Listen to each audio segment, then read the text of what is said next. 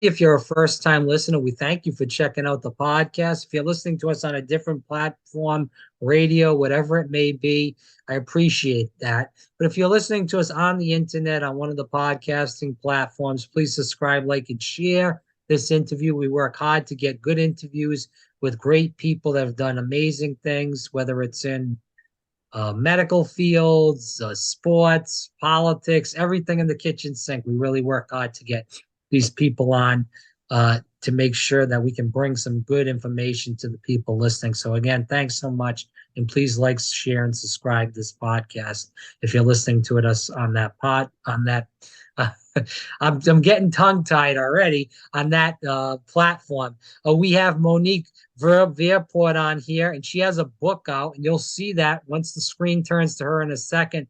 But we're going to be talking to her about many things. She's a registered. I'm sorry, I'm speaking out of Not turn yet right now. retired, soon. Hopefully, God willing, Yeah. soon. Hopefully, she's a registered social worker, and she's working on this stuff that maybe people listening have heard about. Maybe you haven't. We're going to talk about that throughout this conversation. It's called EFT tapping, and you can talk more about this in just a minute, Monique. It's something with about acupuncture without needles.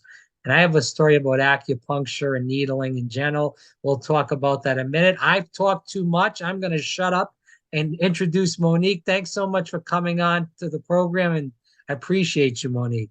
Oh, it's great to be here, Rob. All right. Well, very good. And we're going to kick this around. So, I talked about that, you are a social worker and you're working on this EFT tapping. Can you tell the viewers a little bit more of a backstory about you in general besides what I just stated?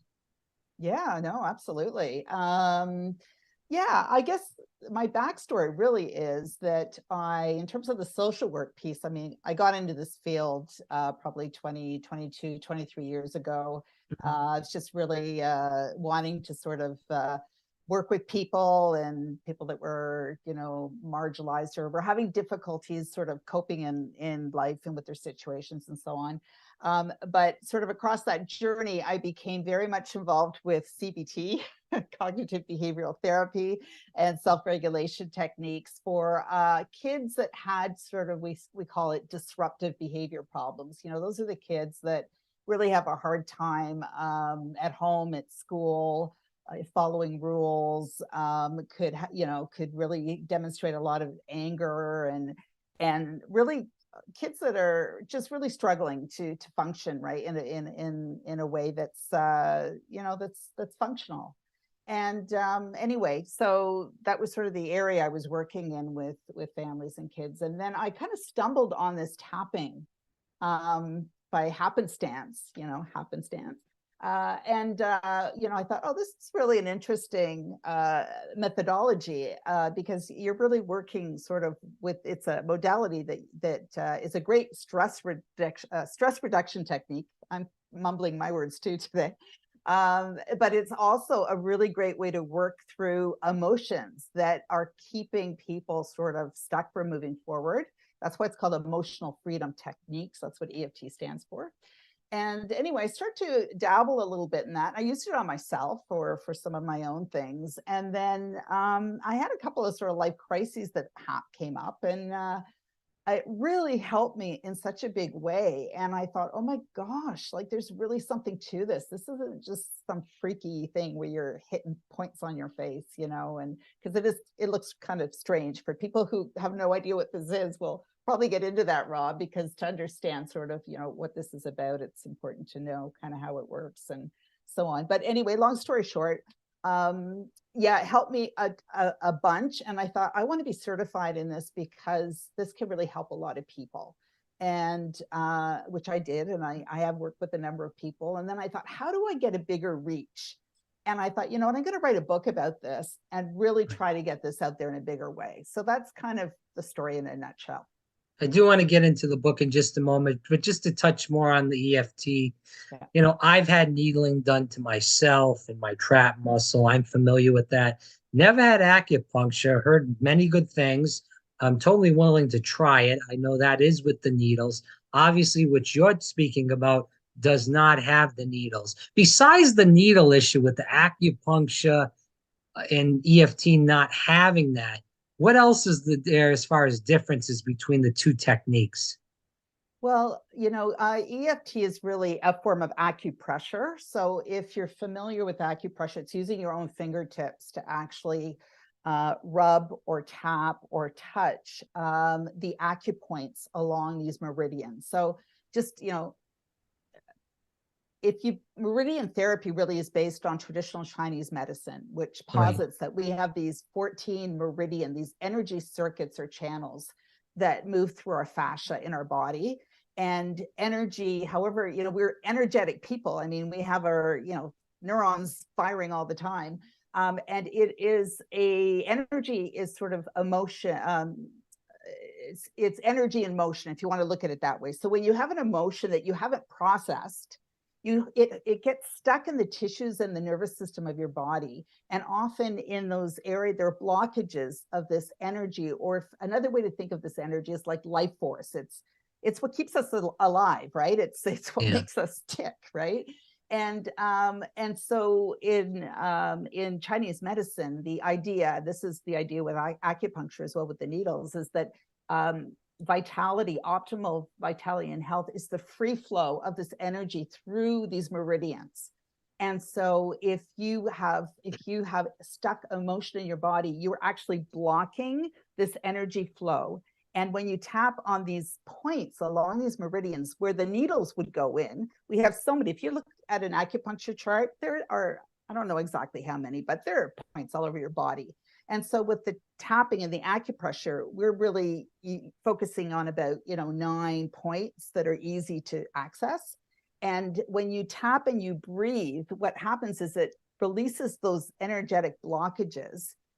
And you can feel it in your body. Like people who do a couple of rounds of this, they just like, they sigh or they start yawning. That's my thing, right? I yawn my face off when I do this. But there's a notable just release of this attention that is held in the body. Does that answer your question, Rob?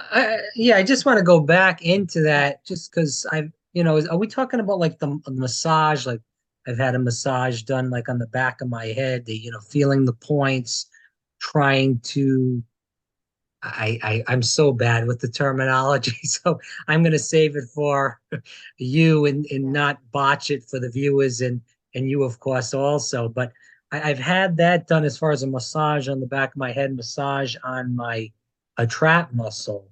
Mm-hmm. Is that similar to what we were talking about with the acupressure? Yes, it totally is. And I know there's some major points, like for instance, on the back of your neck, you've got a couple of points. And same thing, if you apply pressure, the key to this is like the slow breath in and out. And so somebody who practices acupressure, and that's probably, I suspect that's what you had in a massage. Some massage therapists really incorporate the pressing down on these points to kind of release the tension that you're feeling. Yeah, and with EFT, so it's working on the points, but instead of working back here, you're really working on certain points on the face and the upper torso that are easily accessible.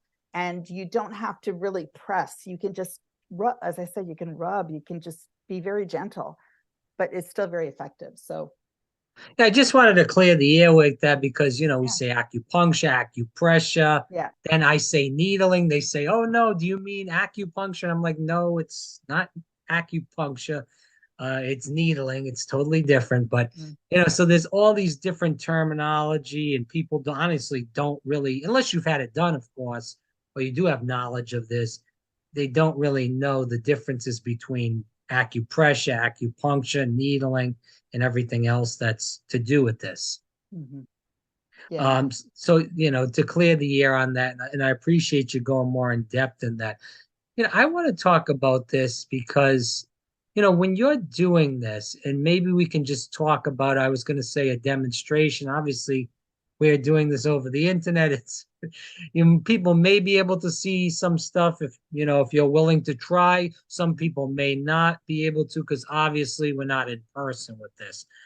Could you give a little bit of a demonstration on what people would get if they were to do this EFT, and how it does release and really Mhm. help us reduce stress and really open up points in our body. Yes, I totally can. I'll do that right now. I also want to say, Rob, just for people who think, well, I'm not going to remember these points. I also want to mention on my website that I have a download of, there's a chart with all the different points, and there's an instruction sheet because I want people to be able to have, try it, right? Right. But the points, yes. So typically, I'm going to give you sort of tapping 101 because there's also, it's used as a therapeutic modality. A lot of therapists are incorporating this into their toolbox. So I'm not, I can talk about that a little bit, but really for the average person who wants an in the moment stress release tool, that maybe meditation's not working for them necessarily, or it's a great one. So I'm Can actually I going to just take my interrupt glasses just, off. and I Mhm. apologize for Yeah, interrupting. no problem. Monique, do you like with the clients that you work with, would you push them more to trying EFT or more toward trying meditation first off? You know what? It really depends. I would want to know sort of what is the state of their nervous system, because if Okay. I'm with somebody who is frequently in a fight flight response, Yeah. and where for them being able to be calm and just really calm enough to be able to sit quietly and tune into nothing, release their thoughts, it's a lot to ask somebody who's kind of in that state.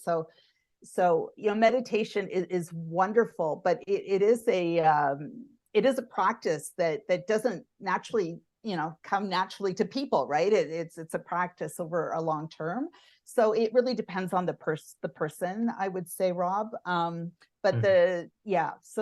I would always want to at least let people know about this modality, because what I love about it is they can do it on their own. They don't need somebody to do it with them. Now, Would you there's say though, just to yeah, interrupt quickly and then yeah, I'll let you finish your thought. yeah. Would you say it's tougher for kids to do meditation because of the cell phones, the Facebook, the Instagram, and everything else than somebody maybe older that's in their 30s, 40s, 50s, or 60s? Because they may do those things, Mhm. but they weren't really brought up in that kind of environment. So Yeah. they're less likely to kind of depend on those. Well, I think for kids, so now you're opening this up, and I would say that for kids, it's really hard because we're all so distracted. Kids especially, right? They're being raised in this social media culture. Now, some schools are incorporating meditation into their classrooms. So those kids, because they see the value, teachers see the value of having these kids be able to just take a few minutes to kind of take some deep breaths and just be still, to be in a state where they can actually access their thinking brain, and they can learn and take in the information that's being taught. So that's a great practice. But if you're not using these methods at home, it's really hard. If as a parent you're not doing this and you're not teaching it to your child, how are they going to know how to do it, right? And I think that's why with the tapping piece, if parents are listening and they say, hey, I'd like to try this, because you know what, I'm really stressed out by when my kid's having a hard time, that really impacts me. Or when I'm stressed out, I know my child's picking up on my anxiety and my stress. So it's a wonderful thing that you as a parent can do first for yourself, but also do it with your child. And so, because it really does calm them down, and it's great to make it a habit, because like anything, to remember to use it. If you don't do it daily, just for a couple of minutes, a couple of rounds, make it a game, make it fun. It can really help kids. And then if kids are more used to that felt sense that they are calm, then you can kind of go to the meditation piece, if that is something that resonates. But I would say get those kids out of their fight, flight, freeze mode, and become more regulated first. And tapping's a really good thing for that. Good way to do that. Yeah, so we'll just do a reframe here. And again, for people listening, Monique Verpoort, MoniqueVerpoort.com. It's Verpoort. And then obviously as we said, MoniqueVerpoort.com. Definitely check it out. You can see the book there. We're going to get into that in just a second. Also, there's a lot of other resources there I think people should really look into also. Monique, as we keep moving into the conversation here, I know I interrupted you a little bit, but I would Okay. like for you, if possible, to give us a little bit of a short demonstration on what you mean as far as the tapping and finding these points so we can release some of that stress in general and of our body. Perfect. Well, okay, so the first point, we call it the eyebrow point. So you can, first of all, you can use your, 2 fingers of each hand. You could use 2 fingers on one hand. It doesn't matter, right, left, doesn't matter. So I like to use the 2, but I think for demo purposes, so people can actually see where I'm going, I'm going to stick with 1. So if you see where your eyebrow starts here, there's a point that starts sort of right above your nose. So yeah, exactly. And if you kind of rub that or gently tap, if you tap, it's sort of like 5 to 7 times, but don't bang your face. You don't want to hurt yourself. And you just kind of breathe at the same time, Rob, like in through your nose and then out through your mouth. And then you move to the side of your eye. So there's the bone that's right beside. So this is the side of the eye point. Same thing. There's an acupoint right there. Just gently tapping, breathing in, releasing. And then you move under your eye. There's another bone there. Breathing in slowly, releasing. And then under your nose, right between sort of your upper lip and your nostrils, there is right in that, forget what it's called, a gullet or whatever it's called. There's a point there, same thing, breathing in. And you're breathing out. And then under your bottom lip, or the chin point, we call it. Same thing. Yeah. And then you're moving to your collarbone point. So it's, if you take fingers of both your hand to locate it, you move down the collarbones right to sort of, where they end here, where they start, however you want to call it. Go down about 1 inch and then about 1 inch over. And at this point here, if you rub, most people find that it's sore. So it's also called the sore spot because we hold a lot of stress in these points here. So if we can, how does that feel to you? Does it feel sore at all, Rob, or not too much?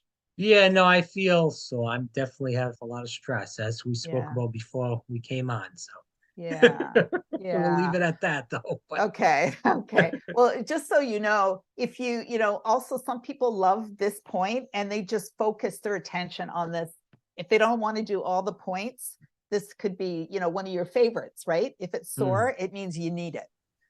so we're talking And then about 5 to 7 seconds then on about each. yeah. And you know what? It's intuitive. Like sometimes I like to stay there for longer because it feels good. Right. So if you want to do that, or, just feel it out for yourself. Right. And then another point is if you go below your armpits about 4 inches. So for ladies, it's kind of where there's the band of their bra would be. And there's a point there and you just massage that as well. Same thing. I'm going to act, the breathing is so big with this because it helps clear these blockages at the same time. You're getting like a double dose of goodness here. And then the top of your head. And I like to kind of curl my fingers. So I'm over both hemispheres of my brain, my right and left hemisphere. There's a lot of meridian endpoints on the top of the head. So same deal. And then you just, you can stop and you take a deep breath and release it. It's kind of, you're allowing that energy to flow. And a lot of people feel, they feel something, like there's some shift that happens when they can really focus on this. So I don't know if you're feeling any difference at all, or. No, it felt good. I'm not expecting to work miracles, for it to work miracles after like one try, but I feel like obviously for myself, for people listening, if you consistently do these things, obviously make a huge difference in your life. I believe in this kind of medication more so than pills. So that's me personally. People can believe whatever they want. We're not going to push them in any directions, but I do believe in these kind of traits. But go ahead. I know you wanted to say something, Monique. Yeah, no, I just wanted to say, because you had asked me this, I think it's important for people to know why this works. So, what I want to say about that is that when you tap on these points, what happens is actually you're sending it's like an electrical charge. It's a calming signal, and you're sending it to the emotional part of your brain, the limbic system, directly to the amygdala, which is our fight flight detector, our threat detector rather. So, we are biological beings. Our safety is primordial, a biological, priority. So, we could get triggered by anything external to us where we're feeling that we're going into that sort of, constricted stress mode, but it could also be our thoughts. And so anytime you have a negative thought, you can get into that fight flight mode. And so when you think about that thought, and you do these points again, you're tapping on it. What it does is it sends a message to your amygdala saying, it's okay. You're calm. Everything's okay. So it's this beautiful method of really, that's why it can work really quickly when we're really, aggravated, frustrated, angry, any emotion on the spectrum where we're just out of sorts, where we're really not regulated. Just thinking about and tuning into that emotion as you tap will de-escalate that emotion. And that's why it's emotional freedom techniques once again. So it's got that physiological component of a stress release, but boy, can it help you just come down when you're just feeling all wired up about something. Monique, do you feel like a lot of people have a lot of issues with stress and these things because they don't know how to breathe correctly? I think a lot of people do. And I'll be honest, like before I had this sort of awareness many years ago, I didn't realize how, most of us are shallow breathers. Like we're breathing from our chest, and that puts us automatically in the sympathetic stress response. Whereas when we can breathe and do our belly breathing, where we're really taking it into our belly and in a slow way, that activates our parasympathetic nervous system response, right? Our rest and digest response. So that's why the breathing piece is so key. Any kind of modality, whether it's tapping or meditating, whatever, if you can just sort of pay more attention to the breath, have it be more intentional in terms of how you breathe, it makes a really big difference. Again, for people listening, MoniqueVerpoort.com. Definitely check it out there. Many resources there. Also, the book. We're going to talk about that right now. Is This All There Is? Living a Life Beyond Obligation. What made you want to write this book, Monique? Yeah. Well, it was twofold. Part of the reason I wanted to write the book was that I wanted to get EFT out there into the world in a way that people would actually want to be intrigued enough to pick it up. That was part of it. So rather than just writing a book on EFT, of which there are thousands, I thought, how can I really kind of approach people in a way that they're kind of intrigued by it and curious? And one of the things that has been really important for me is is sort of women especially, and this is for men too, but being female and hearing a lot of women being overwhelmed by all the stuff that they have to do, as a parent, as an employed person, as a daughter with aging parents, and so on and so forth. Women are also socialized to put ourselves last. Like, we're good at giving and being there for everybody, but a lot of us have a hard time sort of valuing what it is we need and being in tune with that and taking the time to say, hey, my needs are important too. And personally, I had sort of had a situation, probably about 8 years ago, where I was doing the same. I mean, I was looking after everybody else in my family, friends, and so on. And then I had a situation where somebody that was close to me, it was a bit of a betrayal. I won't go into the details, but it just really hit me really hard. And I started to think, okay, wait a minute here. I'm here for this person and everybody else, but I've kind of put what I want on the back burner, and I'm not even sure what it is I want, right? And so that started me on this quest, and it was kind of around the same time that I was really working with this tapping, and I was so in that state of stress and overwhelm that it really helped me to calm down. And I thought, you know what, hearing conversations of just people around me, people that I work with, or just, hearing somebody on TV or in an interview or whatever, it's like, this is a common issue for a lot of women. And so so the title is This All There Is, Living Life Beyond Obligation. It's that obligation, whether it's to family, friends, parents, your employer, on and on and on. And so looking at those beliefs that women often have, that, they're, as I said, they give to others, but they're not deserving of the same regard for themselves.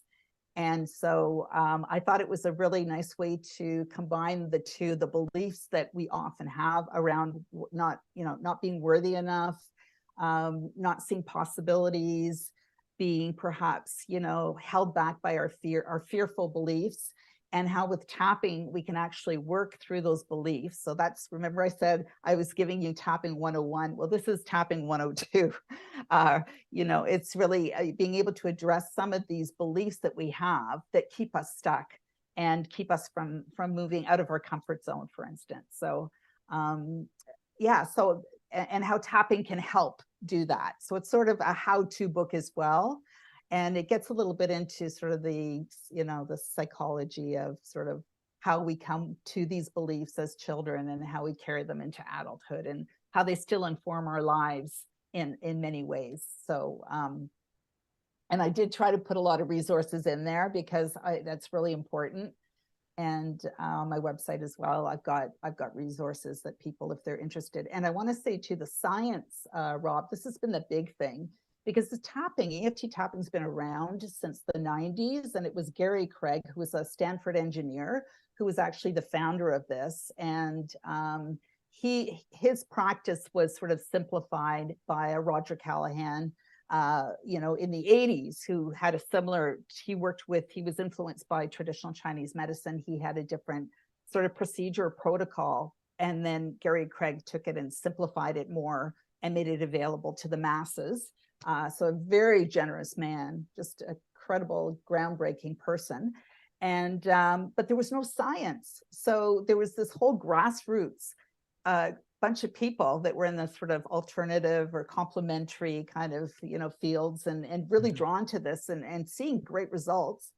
But because there was no evidence to back it up, no one would take this seriously. And with the advent of sort of the internet and science over the last 10, 12 years, there's a boatload of evidence-based research, peer-reviewed journals, also with other energy psychology, because the umbrella of which EFT is one part is energy psychology, which is basically working with the energy of the body to work through, process, difficult emotions and issues and so on.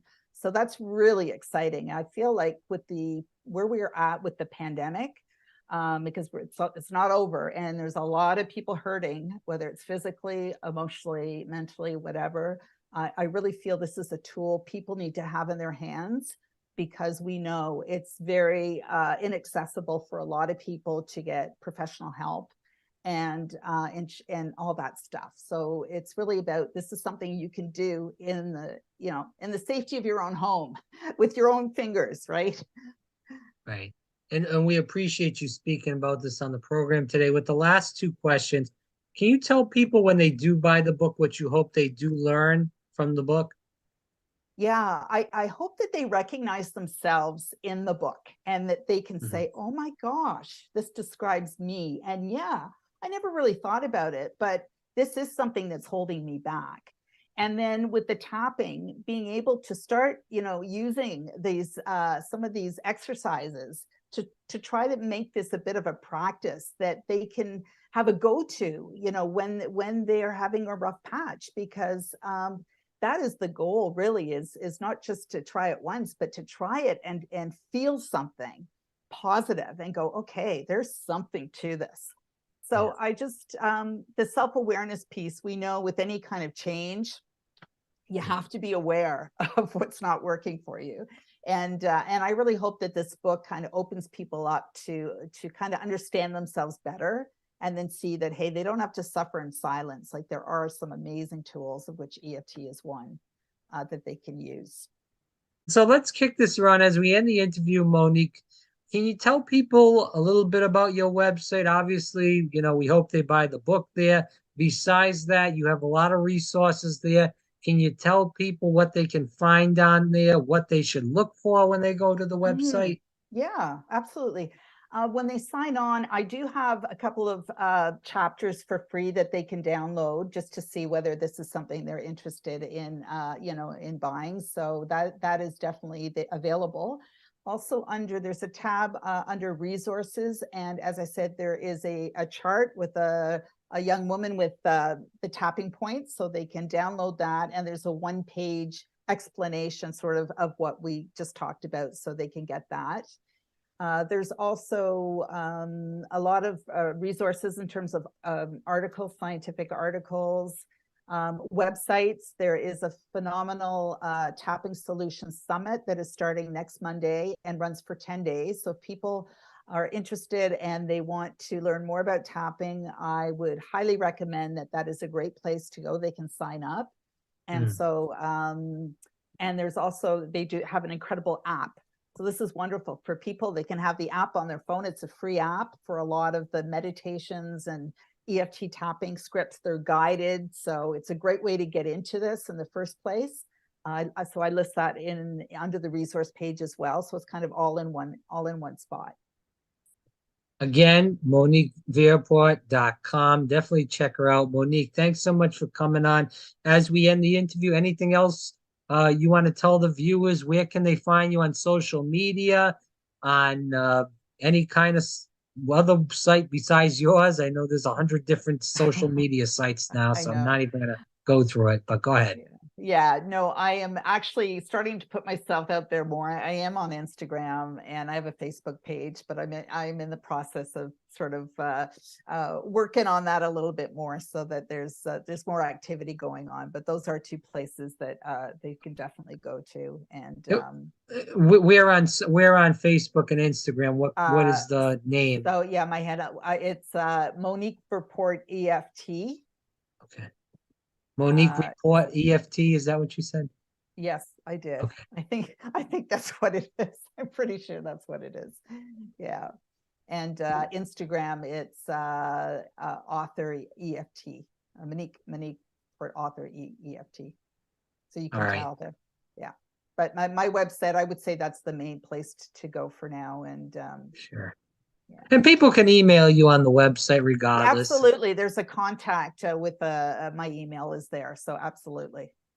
Well, again, I thank everybody for listening. I thank Monique for coming on, spending some time with us. I think this is a valuable source of information, what she's stating. Definitely check out the book. It's all on MoniqueVerpoort.com.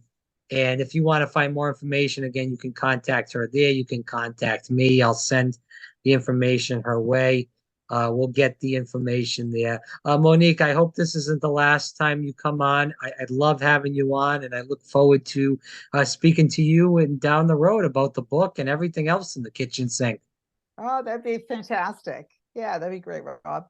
All right. And we'll speak to you soon, Monique. Thanks so much. Thank you.